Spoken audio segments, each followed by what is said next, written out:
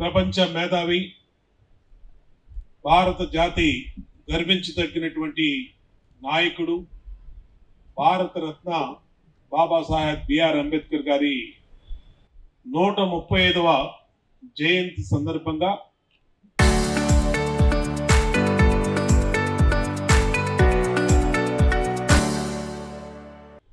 ఒక రోజు ముందే, ఎందుకంటే రేపు వాడలా ఆయన జన్మదిన వేడుకల్ని పెద్ద ఎత్తున నిర్వహిస్తున్న తరుణంలో ఆంధ్రప్రదేశ్ ప్రభుత్వం అధికారికంగా తుమ్మలపల్లి క్షేత్రీయ కళాక్షేత్రంలో నిర్వహిస్తున్నటువంటి పరిస్థితుల్లో రేపు అందరూ కూడా బిజీగా ఉంటారని ఈ కమిటీ అయినటువంటి సోదరుడు చక్రవర్తి గారు, అలాగే మన వేల్పుల్ రాజేష్, గజ్జం జైపాలు ఇవాళే పెడదామని చెప్పి అంబేద్కర్ గారి కార్యక్రమాలు, అలాగే బిఆర్ అంబేద్కర్ గారే కాకుండా మన బాబు జగజ్జీవనరావు కార్యక్రమాలు వీళ్ళే చూస్తూ ఉంటారు. వీళ్ళ ఆలోచన ప్రకారం ఇవాళ పెట్టడం జరిగింది. దానికి రాష్ట్ర ఎస్సీ సెల్ కమిషన్ చైర్మన్ అయినటువంటి మా సోదరుడు జవహర్ గారు, అలాగే సభ్యులు, ఇంకా మా నియోజకవర్గ నాయకులు, మా నియోజకవర్గ అబ్జర్వర్, రాష్ట్ర పార్టీ అబ్జర్వర్ నాగరాజు, అలాగే దళిత రత్న రాజేష్, ఇంకా వేదిక మీద ఉన్నటువంటి నాయకులు, వేదిక ముందు ఉన్నటువంటి పిల్లలు, నాయకులందరూ కూడా పేరు పేరున అభినందన తెలియజేస్తా ఉన్నా. ఈరోజు బాబాసాహెబ్ బిఆర్ అంబేద్కర్ గారి 135వ జయంతిని ఇంత పెద్ద కార్యక్రమంగా ఎందుకు చేసుకుంటున్నామో పిల్లలందరూ కూడా ఒక్కసారి ఆలోచన చేయాలి. ఆ రోజు 135 సంవత్సరాలంటే ఆయనకు ఒక 10 ఏళ్ళలో వయసులో చదువుకోవటానికి ఎంత కష్టపడ్డాడో ఆయన చదువు ద్వారా మాత్రమే ఈ ప్రపంచానికి బిఆర్ అంబేద్కర్ గారు పరిచయం అయినటువంటి వ్యక్తి.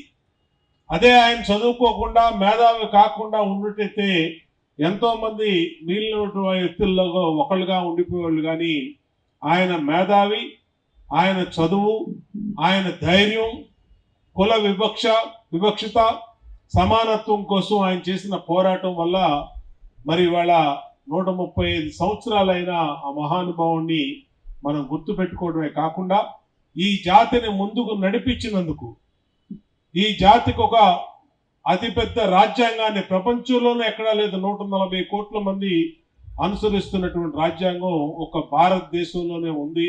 ఆ రాజ్యాంగాన్ని రచించినటువంటి కీలకుల్లో ఒకళ్ళైనటువంటి అంబేద్కర్ గారు ఈ రోజున మనం ఆయనకి ఘన నివాళులు అర్పిస్తూ ఆయన ఈ జాతికి చేసినటువంటి సేవల్ని మనం చేసుకోవడం మనందరి కర్తవ్యం, మనందరి ధర్మం అని కూడా తెలియజేస్తా ఉన్నాం. పిల్లలు ఆలోచించాలి. ఇవాళ గవర్నమెంట్ స్కూల్స్లో అన్ని సకల సదుపాయాలు మీకు ఇస్తా ఉన్నాం. యూనిఫామ్ ఇస్తున్నాం, షూస్ ఇస్తున్నాం, మధ్యాహ్నం భోజనం పెడుతున్నాం, టెక్స్ట్ బుక్స్ ఇస్తున్నాం, నోట్ బుక్స్ ఇస్తున్నాం, అన్నీ ఇస్తా ఉన్నాం. ఆ రోజుల్లో మరి అంబేద్కర్ గారు చదువుకున్న రోజుల్లో ఆయనకి క్లాసు కూడా వివక్షతో ఆయన దూరంగా కూర్చోబెట్టి చదివించేవాడు. అయినా సరే పట్టుదలతో ఆయన చదువుకొని, కష్టపడి చదువుకొని, ఆ రోజుల్లోనే లండన్ వెళ్ళి చదువుకొని కూడా ఆయన చదువుకున్నటువంటి ప్రాధాన్యతను గుర్తించి ఆ రోజుల్లోనే మరి మహారాష్ట్రలో శాసనసభకు కానీ, పార్లమెంటుకి కానీ, అలాగే మంత్రిగా పనిచేసి తర్వాత రాజ్యాంగ కమిటీకి చైర్మన్గా ఎన్నికయ్యి అన్ని చేసినటువంటి వ్యక్తి. అలాంటి వ్యక్తుల్ని స్ఫూర్తిగా తీసుకొని మన జీవితాల్ని మనం ముందుకు తీసుకెళ్లాల్సిన అవసరం ఈ తరం పిల్లలు, రేపటి తరం పిల్లల మీద, మీ అందరి మీద కూడా ఉంది. అందుకనే అంబేద్కర్ గారి పేరు మీద వ్యాస రచన పోటీలు. అంబేద్కర్ గారి వాళ్ళ మీ పుస్తకంలో ఒక లెసన్ ఉంటుంది. అంబేద్కర్ గారి జీవితం, అంబేద్కర్ గారు ఎవరు, అంబేద్కర్ గారు ఈ జాతి కోసం ఏం చేశారు, ఈ భారతదేశంలో అంత మేధావిగా ఇవాళ ఎందుకు కొనియాడుతూ ఉన్నారు అని మీకు పుస్తకంలో ఒక పాఠం ఉంటుంది. అంతేకాకుండా ఈ వ్యాస రచన పోటీల ద్వారా అలాంటి మహానుభావుల్ని స్ఫూర్తిగా తీసుకొని మనం మన జీవితాలను తీర్చిదిద్దుకోవడానికి ఉపయోగపడటం కోసమే ఈ రోజున ఈ కార్యక్రమాలన్నీ. అంబేద్కర్ గారి ఆశయాలు ఏ పేద బడుగు బలహీన వర్గాలకి సమానత్వంగా ఈ రాజ్యాంగాన్ని రచించాడో దానికి ధీటుగా ఈ ప్రభుత్వం పనిచేస్తూ ఉంది. ఏ బడుగు బలహీన వర్గాలకి దామాషా ప్రకారం నిధులు చేరాలని ఆయన రాజ్యాంగంలో పెట్టాడో ఆ నిధుల్ని పక్కాగా ఈ రోజున కేటాయింపులు జరుగుతూ ఉన్నాయి. ఆ కేటాయింపుల వల్ల ఎస్సీ కార్పొరేషన్ కానీ, ఎస్సీలకు కానీ, ఎస్సీ పిల్లలు విదేశాలలో చదువుకోవటానికి కానీ అనేక రకాలుగా స్కాలర్షిప్లు, హాస్టల్స్, అనేక రకాలుగా వెనకబడినటువంటి కులాల పిల్లలందరూ కూడా అన్ని రకాలుగా ఈ ప్రభుత్వం ప్రోత్సహిస్తూ ఉంది. దాన్ని మనం ఉపయోగించుకోవాలి. అంబేద్కర్ గారిని గుర్తు తెచ్చుకోవాలి. ఎప్పుడు చదువు ద్వారా మాత్రమే జీవితంలో ఎదగలుగుతారు. చదువు ద్వారా మాత్రమే ఆ జీవితాల్లో, ఆ కుటుంబాల్లో మార్పులు వస్తాయి. అలాంటివన్నీ కూడా మనం గుర్తు తెచ్చుకొని భవిష్యత్ తరాలకి మనం భవిష్యత్తులో పెద్దగా మన కుటుంబాలకు అండగా ఉండాల్సినటువంటి అవసరం ఉంది. కాబట్టి అంబేద్కర్ గారి జీవిత చరిత్ర ఎంత చెప్పినా కూడా తరగనటువంటిది. అందుకని ఆ మహానుభావుడికి ఇంత పెద్ద విగ్రహం పెట్టి ఇక్కడ కానీ, అమరావతిలో కానీ ఆయన రాజ్యాంగ దినోత్సవం కానీ, రచించిన దినోత్సవాన్ని కానీ, ఆవిష్కరించిన దినోత్సవాన్ని కానీ, ఆయన జయంతిని కానీ, ఆయన వర్ధంతిని కానీ ఈ జాతి భవిష్యత్ తరాలు తెలుసుకోవటం కోసమే ఇన్ని కార్యక్రమాలు చేస్తూ ఉన్నాం.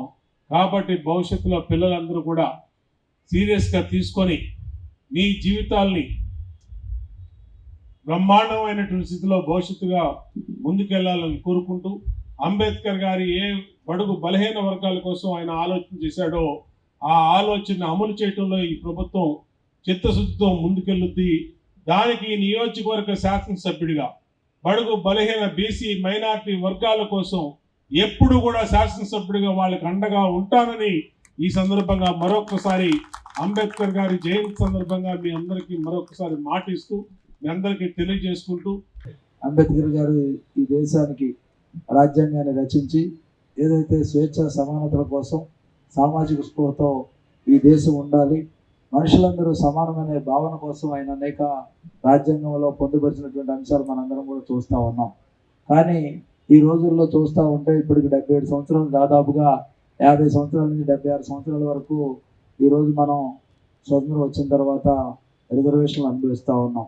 నాకు తెలిసి ఇంకొక 100 సంవత్సరాలైనా 200 సంవత్సరాలైనా కూడా సమానత్వ భావన ఈ సమాజంలో పెంపొందించేటటువంటి అవకాశం సుదూరంగా కనపడతాం తప్ప దగ్గరగా ఎక్కడ కూడా కనపడటంలా. ఎందుకంటే అర్బన్లో అయితే, విజయవాడ లాంటి పట్టణంలో అయితే కుల వివక్షత లేదేమో కానీ, ఎందుకంటే త్వరలోనే దీన్ని కూడా, ఎందుకంటే ఇక్కడ నుంచి ఒక్క కేసు కూడా నా దగ్గర రావట్లేదు, దీన్ని అట్రాసిటీ ఫ్రీ జోన్గా కూడా చేయడానికి బోండా ఉమా గారు ప్రత్యేకంగా కృషి చేస్తారని ఆశిస్తా ఉన్నాం. ఎందుకంటే అట్రాసిటీ ఫ్రీ జోన్ అయ్యేటటువంటి అవకాశాలు నాకు ఈ మధ్యకాలంలో కనపడిన నియోజకవర్గాల్లో బోండా ఉమా గారి నియోజకవర్గం ఒకటి. దాంతోపాటు కింద కూడా అందరూ అంటున్నారు 13వ తారీఖే జయంతి చేస్తున్నామంటే, న్యూజిలాండ్ దేశంలో ఆక్లాండ్లో కూడా ఈరోజు 14వ తేదీ వచ్చింది. ఎందుకంటే న్యూజిలాండ్ లాంటి మంచి సంస్కారము, అదేవిధంగా అభివృద్ధి చెందినటువంటి ప్రాంతంగా ఈ సెంట్రల్ నియోజకవర్గం ఉండటం, దానికి బోండా ఉమా గారి నాయకత్వం వహించడం. ఎందుకంటే అత్యధికమైన గాలిలో కూడా కేవలం 8-20 ఓట్ల లోపు ప్రభుత్వ కుట్రతో ఆ రోజు ఓడిపోయినటువంటి పరిస్థితి మనం చూసాం. ఎందుకంటే ఆయన ఎప్పుడు కూడా గెలిచేటటువంటి వ్యక్తి. అలాంటి వాళ్ళ నాయకత్వంలో దళితులకు రక్షణ ఉంటుంది. ఎందుకంటే ఉమా గారి గురించి ఎందుకు చెప్తున్నామంటే, దళితుల రక్షణ అనేది అంత ఈజీ అయినటువంటి సమస్య కాదు. వాళ్ళని గౌరవించడం, ఆత్మగౌరవంతో బతికే విధంగా చూడటం. ఆయన రావడంగానే నాకు మాట అడిగారు, మా వాళ్ళకి లోన్లు ఎప్పుడు ఇస్తున్నావు అని. అన్నా నేను కాదు లోన్లు ఇచ్చేది, అది దానికి ఉన్నటువంటి కార్పొరేషన్ ఉంది, దాన్ని చూస్తున్నారన్నా త్వరలోనే వస్తాయని. ఎందుకంటే ఆయన రావడంగానే ఏమీ అడగల, ఇక్కడ ఎన్ని కేసులు ఉన్నాయని అడగల, ఎవరెలా ఉన్నారని అడగల. ఆయన అడిగింది కేవలం దళితులకు ఆర్థిక అభివృద్ధి ఎప్పుడు కలగజేయకపోతున్నారని అడిగినటువంటి సంస్కారం. అంటే మీ అభివృద్ధి కోసం ఆయన నిరంతరం పడేటటువంటి తపన కనపడతా ఉంది. ఈరోజు ఏదైతే పెద్ద విగ్రహం పెట్టుకొని అంబేద్కర్ గారి గురించి అందరూ కూడా మాట్లాడుతున్న సందర్భంలో రాత్రి కూడా జేబీ రాజు గారు, మీ అందరికి కూడా ఐడియా ఉండి ఉంటారు, జేబీ రాజు గారు 14 గంటలు అంబేద్కర్ గారి గురించి నిర్విరామంగా మాట్లాడి గిన్నీస్ బుక్లోకి ఎక్కినటువంటి వ్యక్తి. రాత్రి దాదాపు 1 గంట ఆయన సాహచర్యంలో కూర్చున్నాం. అప్పుడు అనిపించింది అంబేద్కర్ గారి యొక్క రాబోయే రోజుల్లో ఆయన గురించి తెలియజేయాలంటే, ఎందుకంటే నెట్లో కానీ లేదంటే చదివే ఓపిక కానీ ఈ తరానికి లేకుండా పోయింది. కనీసం వినే ఓపికంటం కోసం ఆయనతో సీడీలు చేపించి అంబేద్కర్ గారి గురించి చేయమని గత రాత్రి కూడా చెప్పాను. ఈరోజు కూడా ప్రత్యేకంగా ఈ ప్రాంతం టూరిజానికి అంటే అంబేద్కర్ గారి యొక్క గొప్పతనం తెలియజేయడానికి ఈ ప్రాంతాన్ని పూర్తి స్థాయిలో అభివృద్ధి చేసే బాధ్యత ప్రత్యేకంగా ఉమా గారు తీసుకుంటారని నాకు నమ్మకం ఉంది. దాంతోపాటుగా మీ అందరినీ కూడా చూసుకునేటటువంటి బాధ్యత కూడా ఆయన తీసుకున్నారు. దళితుల మధ్య ఈ మధ్య చూస్తూ ఉన్నాం, ఐక్యత కొరవడినటువంటి పరిస్థితుల్లోనే వేరే వాళ్ళు మన మీద వస్తూ ఉన్న పరిస్థితి చూస్తూ ఉన్నాం. చాలా క్లిష్టమైనటువంటి పరిస్థితులు ఈరోజు దళిత సమాజం ఉంది. దాన్ని కాపాడుకోవడం అనేది ఐక్య ఉద్యమాల ద్వారా మాత్రమే సాధ్యమవుతా ఉంది.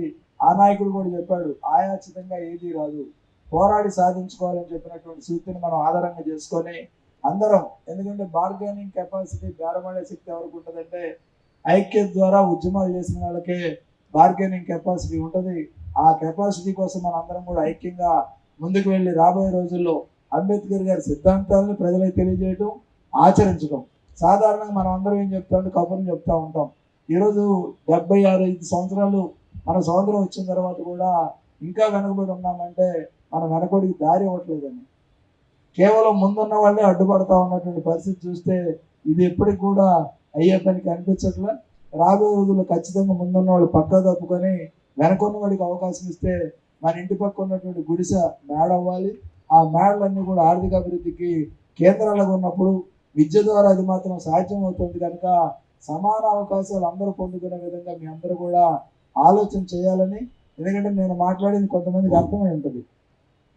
ఆ అర్థమైన దానిలో ఖచ్చితంగా రాబోయే రోజుల్లో ఒక చర్చ జరగాలి. ఆ చర్చ ద్వారా మంచి ఫలితాలు రావాలి. ఆ ఫలితాలు ఈ సమాజానికి ఉపయోగపడాలని ఆశిస్తూ ప్రత్యేకంగా, ఎందుకంటే మన తాత ముత్తాతలు కూడా మనకు గుర్తులేని పరిస్థితుల్లో 135 సంవత్సరాల క్రితం పుట్టినటువంటి వ్యక్తి యొక్క గొప్పతనాన్ని ఈరోజు మాట్లాడుకుంటున్నామంటే ఆయన ఏ విధమైనటువంటి ఈ స్వేచ్ఛ స్వాతంత్రాల కోసం రాజ్యాంగాన్ని రచించి పొందుపరిచినటువంటి అంశాలు మనకి ఏ విధంగా ఉపయోగపడుతున్నాయి, ఏ విధంగా దిక్సూచిగా ఉన్నాయనే విషయాన్ని కూడా మీరు అందరూ అర్థం చేసుకొని రాబోయే తరానికి ఆయన యొక్క స్ఫూర్తిని, స్వేచ్ఛ సమానతలు ఏ విధంగా తీసుకొచ్చినటువంటి యుక్తిని మీరందరూ కూడా తెలియజేస్తారని ఆశిస్తూ